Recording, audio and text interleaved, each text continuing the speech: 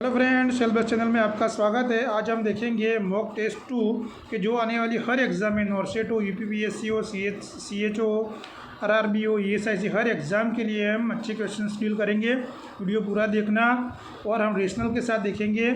और मेरा वीडियो अच्छा लगे तो मेरे चैनल को सब्सक्राइब करना ना भूलना, लाइक और शेयर कर देना।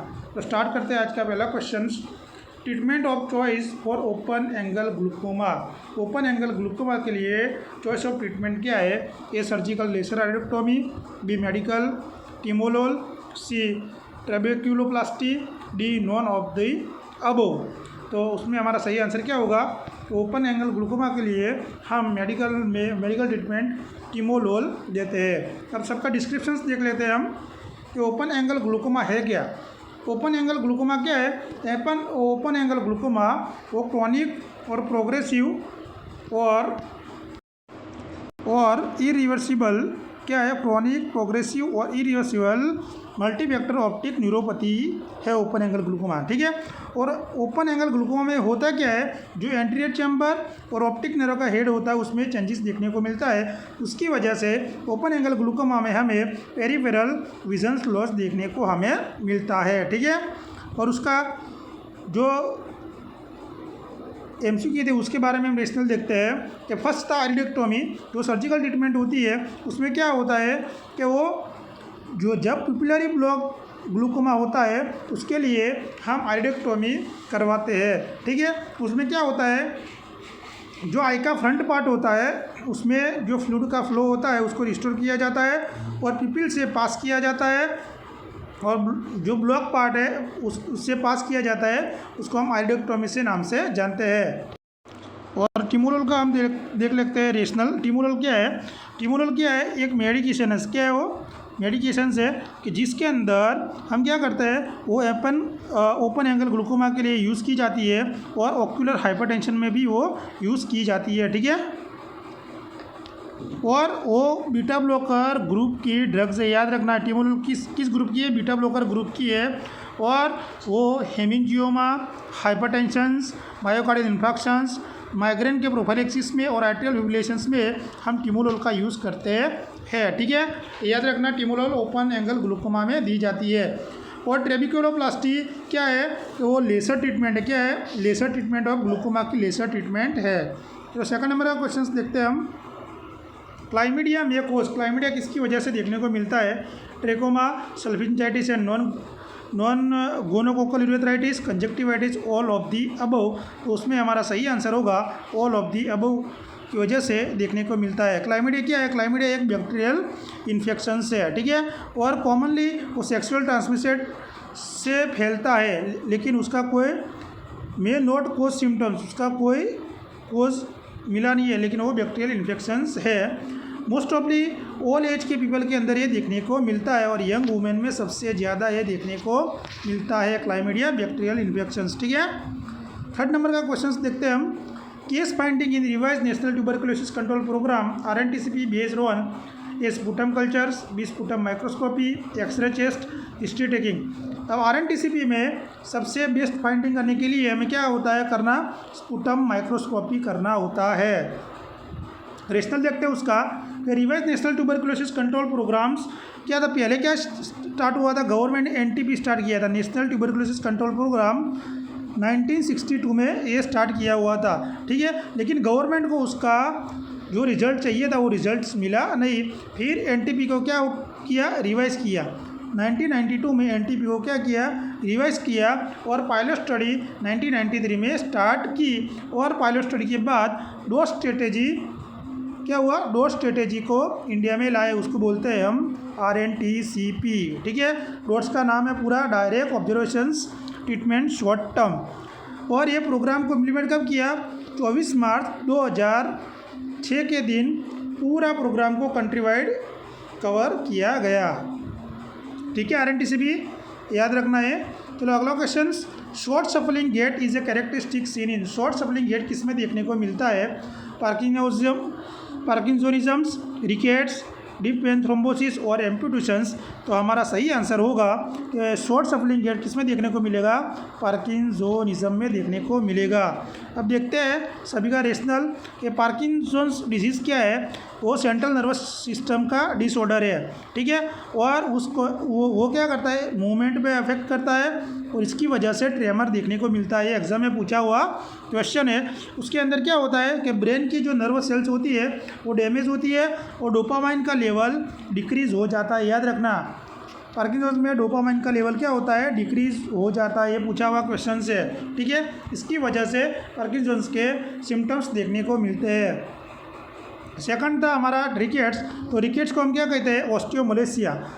लेकिन उसमें क्या होता है कि जो चिल्ड्रंस के बोन होते हैं, चिल्ड्रंस में देखने को मिलता है, ठीक है। चिल्ड्रंस में बोन में सॉफ्टनिंग और वीकनेस देखने को मिलती है। किसकी वजह से, कि इनएडिक्वेट विटामिन डी लेने की वजह से, सफिशिएंट विटामिन डी न लेने की वजह से ये देखने को मिलता है। और उसके साथ साथ विटामिन डी की कमी के कारण क्या होता है कि हमारे शरीर के अंदर जो कैल्शियम और फॉस्फोरस होता है उसका एब्सॉर्प्शन नहीं होता है। इसकी वजह से कैल्शियम और फॉस्फोरस का इलेक्ट्रोलाइट बैलेंस मेंटेन करना डिफ़िकल्ट हो जाता है। इसकी वजह से रिकेट्स देखने को मिलता है, ठीक है। अब देखो blood clot, deep vein thrombosis क्या है। डीप वेन थ्रोम्बोसिस वो एक ब्लड क्लॉट है, किसमें, लेग्स के अंदर होने वाला ब्लड क्लॉट्स को हम क्या कहते हैं, डीप वेन थ्रोम्बोसिस कहते हैं। और ये कंडीशंस कैसी है, सीरियस है। और उसमें लॉज क्लॉट क्या होता है, लूज हो जाते हैं और लॉज हमें लंग्स में दिखने को मिलते हैं, ठीक है। और फोर्थ ऑप्शन था एम्पुटेशन। एम्पुटेशन हम किसको बोलते हैं कि बॉडी पार्ट्स के किसी भी बॉडी पार्ट्स को घुमाना या रिमूव करना, उसको हम क्या कहते हैं, एम्पुटेशन के नाम से जानते हैं। जैसे finger, toe, hand, foot, arms, leg को रिमूव करना, ठीक है। अब जिसको एम्पुटेशंस किया है उसको वर्क में, मूव में, इंटरेक्ट करने में डिफ़िकल्टी होगी, ठीक है, और इंडिपेंडेंस हो जाएगा।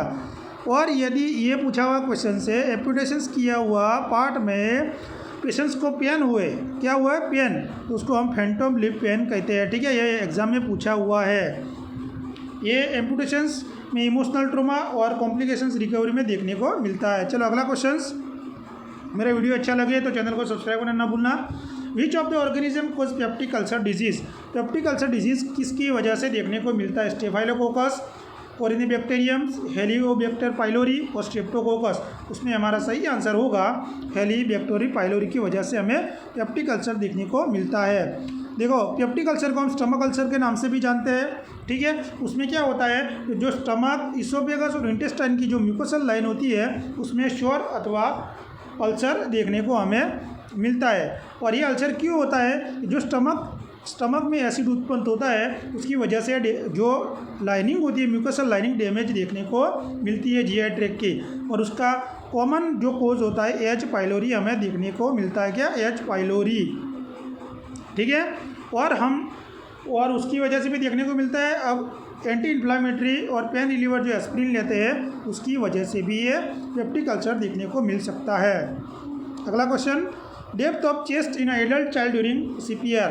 कि सीपीआर देते वक्त एडल्ट में हम कितने डेप्थ देंगे चेस्ट में, 2.5 inch, 1.5 to 2 inch, 1 to 1.5 inch, 2.5 to 3 inch. तो उसमें हमारा सही आंसर होगा 2 to 2.5 इंच हम डेप्थ सीपीआर में देंगे। सीपीआर क्या है, ये फर्स्ट एड, इमरजेंसी में हम फर्स्ट एड देते हैं कि जब हार्ट अपना काम करना बंद कर देता है तब हम सीपीआर देते हैं।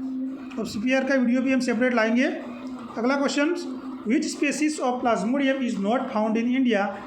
Plasmodium falciparum, Plasmodium oval, Plasmodium vivax और प्लाज्मोडियम मलेरी। तो हमारे इंडिया में क्या देखने को नहीं मिलता है, प्लाज्मोडियम मलेरी देखने को नहीं मिलता है, ठीक है। देखो प्लाज्मोडियम क्या है, प्लाज्मोडियम एक प्रोटोजुआ है, क्या है, प्रोटोजुआ। और उसकी स्पेसीज में हम चर्चा करें तो Plasmodium falciparum, vivax, malaria, oval और क्या करते हैं, वो सब ह्यूमन में इन्फेक्शंस फैलाते हैं। और सबसे डेंजर फाल्सिपेरम सबसे डेंजर है, क्या है, फाल्सिपेरम सबसे डेंजर है। अगला question, which fluid is use for the dilution of BCG vaccine. के लिए हम किस फ्लूइड का यूज़ करते हैं, tap water, sterile water, normal saline और आरएल। ठीक है, तो उसमें हमारा सही आंसर होगा, तो हमारा सही आंसर होगा स्टेराइल वाटर। ठीक है, और अगले क्वेश्चन में थोड़ी मिस्टेक हुई है, सॉरी, कि इंडिया में क्या देखने को नहीं मिलता है, कौन सी स्पीसीज देखने को मिलती है, प्लाज्मोडियम ओवेल की स्पीसीज देखने को नहीं मिलती है। ठीक है, तो ये क्वेश्चन आप सुधार लेना, मेरे से आंसर प्लाज्मा मलेरिया दी गया हो, लेकिन सही आंसर है प्लाज्मोडियम ओवेल इंडिया में देखने को नहीं मिलता है। चलो अगला question, universal immunisation programme was started, universal immunisation programme कब स्टार्ट किया गया था, 1947, 1978, 1985, 1992। तो यूनिवर्सल इम्यूनाइजेशन प्रोग्राम कब स्टार्ट किया गया था, 1985 में स्टार्ट किया गया था। ठीक है, अब उसको देख लेते हैं, सभी इम्यूनाइजेशन के रिलेटेड कब कब प्रोग्राम स्टार्ट किए गए। फर्स्ट स्टार्ट किया गया था EPI, जो एक्सपांडेड प्रोग्राम ऑफ इम्यूनाइजेशन 1974 में किया गया था। ठीक है, और 1985 में universal immunisation programme UIP start किया गया था, और उसकी वजह क्या थी कि जो हमारी मोर्बिलिटी और मोर्टेलिटी को रिडक्शंस कम करना था, इसलिए ये स्टार्ट किया गया था। और वैक्सीन प्रोडक्शन कैपेसिटी को बढ़ाने के लिए और कोल्ड चेन को इस्टेब्लिश करने के लिए प्रोग्राम स्टार्ट किया गया था। ठीक है, और फेज़ इम्प्लीमेंटेशंस को ऑल डिस्ट्रिक्ट में कवर किया था 1989 से 99 में, और सारी सिस्टम को इवैल्यूएट और मॉनिटरिंग करने के लिए ये फेज स्टार्ट किया हुआ था। ठीक है, चलो अगला देखते हैं, उसमें 1986 में क्या किया था कि technology of mission of immunisation monitoring under PMO 20 point programme coverage infant, 20 point programme कब स्टार्ट किया था, ये पूछा हुआ क्वेश्चन है, 1986 में। ठीक है, और वो किसको मॉनिटर करते हैं, इन्फंट को, 0 to 1 ईयर के बच्चे को ये मॉनिटर करते हैं। फिर 1992 में child survival and safe motherhood CSSM, ये भी पूछा हुआ है, 1992 में CSM स्टार्ट किया था। ठीक है, उसमें UIP और सेफ मदरहुड प्रोग्राम इंक्लूड किए गए थे। 1997 में RCH1 रिप्रोडक्टिव स्टार्ट किया गया, चाइल्ड हेल्थ स्टार्ट किया गया था, और 2005 में national rural health mission start किया गया था, अभी उसका नाम बदल के NHM कर दिया है। ठीक है, नेशनल हेल्थ मिशंस कर दिया है। चलो अगला question, the inotropic medications primarily, inotropic medications क्या करती है, decrease after load, after load को डिक्रीज करती है, increase the force of contractions, decrease pre load और डिक्रीज हार्ट रेट। तो आइनोट्रोपिक के बारे में हम जान लेते हैं, उससे पहले हमारा जवाब होगा, वो फोर्स ऑफ कॉन्ट्रैक्शंस को क्या करती है, इंक्रीज करती है। ठीक है, आइनोट्रोपिक में पॉजिटिव और नेगेटिव दोनों आती है, और ये ड्रग्स क्या करती है कि जो हार्ट मसल्स होती है उसको कॉन्ट्रैक्शंस को, यानी मायोकार्डियल कॉन्ट्रैक्टिलिटी को मजबूत बनाती है।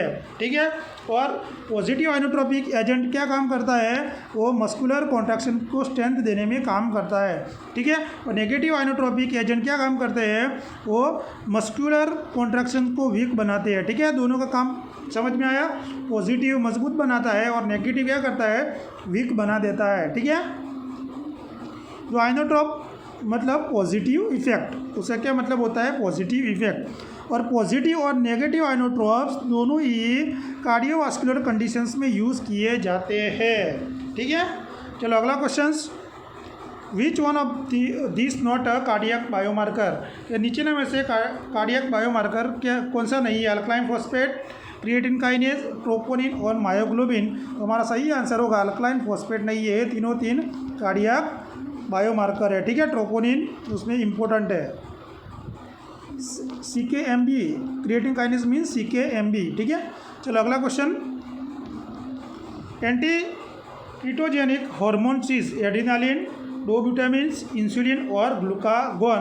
तो उस एंटी कीटोजेनिक हार्मोन्स कौन सा है, तो हमारा सही आंसर है इंसुलिन एंटी कीटोजेनिक हार्मोन्स है। अगला question, mother has blood group AB and father has B, क्या है समझना, मदर का ब्लड ग्रुप AB है और फादर का B है, तो which blood group is not likely, तो कौन सा ब्लड ग्रुप चिल्ड्रंस में नहीं आएगा, blood group A, blood group AB, blood group B और ब्लड ग्रुप O। तो AB है तो O नहीं आएगा बच्चे में। ठीक है, ब्लड ग्रुप O बच्चे में नहीं आएगा। अगला question, the bronze baby syndrome is a rare complications of, bronze baby syndrome किसका कॉम्प्लिकेशन है, फोटोथेरापी, रेडिएशन थेरापी, कीमोथेरापी और ब्लड ट्रांसफ्यूजन्स। ये दोनों तो किस में होते हैं, कैंसर वाले पेशेंट्स में हम देते हैं कीमो और ब्लड ट्रांसफ्यूजन के, जिसको हीमोग्लोबिन कम हो उसको हम BT देते हैं। ठीक है, तो फोटोथेरापी का कॉम्प्लिकेशन है ब्रॉन्ज बेबी सिंड्रोम्स कि उसमें हम हम उसके अंदर हम क्या करते हैं, हम कि फोटोथेरापी को हम लाइट थेरापी से जानते हैं और उसमें हमें लाइट का यूज़ करते हैं ठीक है, और बॉडी को एक्सपोज करके वहाँ उसका जो लाइट है वह लाइट देते हैं। और वो कौन सी होती है, ब्राइट और फ्लोरोसेंट लाइट का यूज़ किया जाता है। और ठीक है, ये याद रखना उसमें फोटोथेरापी में। चलो अगला question, prothrombin is also known as, तो प्रोथ्रोम्बिन कौन सा फैक्टर है, फैक्टर 1, फैक्टर 2, फैक्टर 3 और फैक्टर 4। तो उसमें हमारा सही आंसर होगा फैक्टर 2। ये एग्जाम में पूछा जाता है, ठीक है, फैक्टर के बारे में। देखो सभी क्लॉटिंग फैक्टर में फैक्टर 1 होगा fibrinogens, second prothrombin, third tissue thromboplastin और tissue factor, fourth ionised calcium, factor 5 labile factor, factor 7 stable factor और फैक्टर 8 एंटी हीमोफिलिक फैक्टर होते हैं, ठीक है। चलो अगला question, all of the following feature are related kidney except, के निम्न में से किडनी के फीचर है एक को छोड़ के, kidney line abdomen in the lumbar regions, act as store house of urine, bean shape की होती है, मेंटेन एसिड बेस बैलेंस। तो किडनी क्या काम नहीं करती है, तो स्टोर हाउस ऑफ यूरिन कौन काम करता है, यूरिनरी ब्लीडर करता है। बीन शेप होती है, एसिड बेस बैलेंस मेंटेन करती है और लंबा रीजन में होती है, ठीक है। तो हमारा आंसर आएगा बी। अगला question, one of the following glands that regulate calcium metabolisms, कि कौन सी ग्लैंड कैल्शियम मेटाबॉलिज्म का रेगुलेशन करती है, पैराथायरॉयड, थायरॉयड, एड्रिनल के थाइमस। तो कैल्शियम रेगुलेशंस का काम कौन करते हुए, पैराथायरॉयड ग्लैंड करती है, ठीक है। देखो पैराथायरॉयड क्या करता है, पैराथायरॉयड हार्मोन, वो पैराथॉर्मोन या पैराथायरॉयड नाम से जाना जाता है, ठीक है। वो पेप्टाइड हार्मोन ये कहाँ से सीक्रेट होता है, पैराथायरॉयड ग्लैंड से सीक्रेट होता है, जो कि कैल्शियम कॉन्सेंट्रेशन को रेगुलेट करती है, जिसकी वजह से बोन, किडनी और इंटेस्टाइन में इफेक्ट आता है, ठीक है। ये पैराथायरॉयड हार्मोन याद रखना।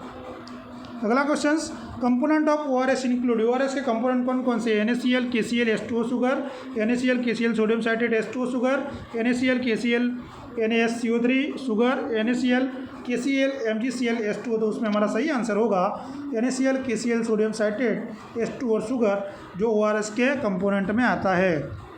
अगला question, Wilms tumour is a tumour of, Wilms tumour किसकी ट्यूमर है, किडनी, ब्रेन, टेस्टिस और लीवर। विल्स ट्यूमर हमें किडनी की ट्यूमर है, ठीक है। विल्स ट्यूमर के बारे में जान लेते हैं कि विल्स ट्यूमर क्या है, किडनी कैंसर है और रेयर कंडीशंस में देखने को मिलती है और मेनली इफेक्ट किसमें होता है, चिल्ड्रंस में अफेक्ट करती है। और उसका दूसरा नाम भी पूछा जाता है एग्जाम में, नेफ्रोब्लास्टोमा के नाम से जानते हैं, क्या, नेफ्रोब्लास्टोमा। और ये कैंसर चिल्ड्रंस में देखा जाता है। अगला question, in a premature labour which of the following medication useful for newborn, कि प्रीमेच्योर लेबर में न्यूबॉर्न के लिए कौन सी मेडिकेशन दी जाती है, magnesium sulphate, oxytocin, dexamethasone, testosterone. किसको देना है मेडिकेशन, मदर को देना है, ठीक है, बच्ची को नहीं देना है। तो उसमें हमारा सही आंसर होगा डेक्सामेथासोन, ठीक है। 34 वीक से पहले हम देते हैं, 32 या 34 वीक्स के बीच में देते हैं। क्या करते हैं, लंग जो न्यूबॉर्न के लंग्स होते हैं उसको मैच्योरिटी को मेंटेन करता है, ठीक है। चलो अगला question, to calculate the dose of medicine for a child which of the following formula use, child के मेडिकेशंस के डोज को कैलकुलेट करने के लिए कौन सा फार्मूला हम यूज़ करते हैं, Young's rules, Fried rules, Clark's rules, all of the above. ये तीनों का हम यूज़ करते हैं, तो हमारा सही आंसर होगा डी। अगला question, which of the following fontanelle in childrens is the first to close, कौन सा फंटानेल चिल्ड्रंस में पहले क्लोज होता है, फ्रंटल, ऑक्सीपिटल, स्फिनोइड और मास्टोइड। तो पहला होता है ऑक्सीपिटल, कब होता है, 6 वीक यानी 1.5 मंथ पे होता है, ठीक है। ये फ्रंटल 18 मंथ यानी 1.5 ईयर पे क्लोज होता है, याद रखना है, एग्जाम में पूछा हुआ सवाल है। चलो अगला question, when physiological jaundice appear as a new born baby, physiological jaundice newborn baby कब देखने को मिलता है, at birth, on second week, on second day और फर्स्ट वीक आफ्टर बर्थ। ये बहुत ही इम्पोर्टेंट क्वेश्चन है और इसका आंसर आपको कमेंट में बताना है, ठीक है। मुझे कमेंट में बताना, मैं कल उसका आंसर तुम्हें तुरंत वीडियो के स्टार्ट में दे दूंगा, ठीक है। आपकी तैयारी कैसी है मुझे देखना है। चलो अगला question 25, which of the following is non drug therapy for children with epileptic seizure. बच्चे को क्या हुआ है, एपिलेप्टिक सीजर हुआ है, उसमें हमें नॉन ड्रग थेरापी क्या देंगे, ketogenic diet, high protein diet, low fat diet और हाई फाइबर डाइट।